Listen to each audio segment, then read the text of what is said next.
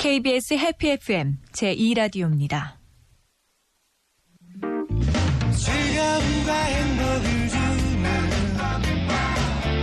KBS 해피 FM.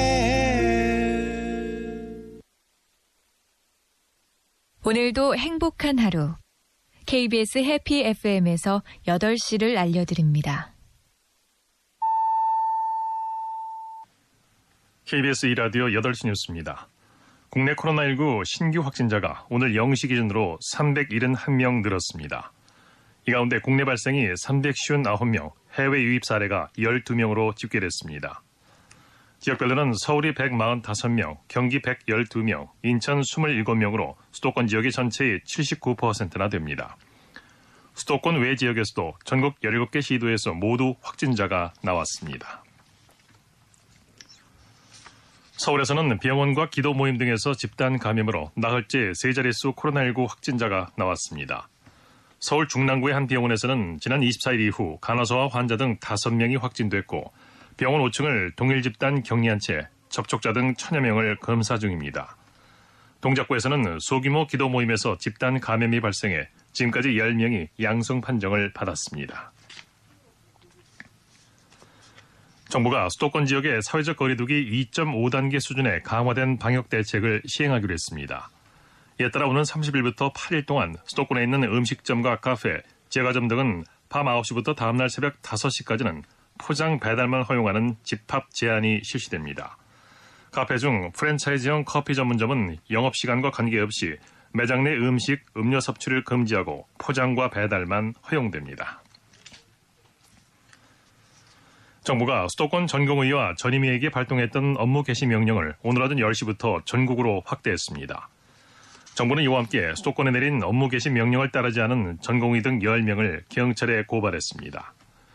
이와 관련해 대한의사협회는 업무 개시 명령의 법리적 검토를 거쳐 문제가 있다고 판단되면 보건복지부 장관을 직권남용으로 고발하겠다고 밝혔습니다.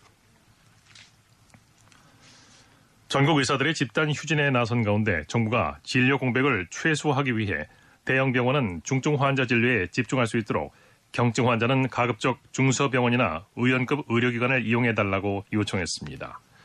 중앙재난안전대책본부는 권역 응급의료센터나 지역 응급의료센터 등을 운영하는 대형 병원에 대해서는 경증 환자 이송을 가급적 자제하고 중증 환자 중심으로 이송하도록 안내하고 있다고 밝혔습니다. 아베 일본 총리가 오늘 오후 도쿄 총리관저에서 기자회견을 열어 건강 악화로 총리 지위를 더 유지할 수 없다고 판단해 사임한다고 밝혔습니다. 후임 총리로는 이시바 전 자민당 간사장과 기시다 정조 회장, 스가 관방장관, 고노 방위상 등이 거론되고 있습니다.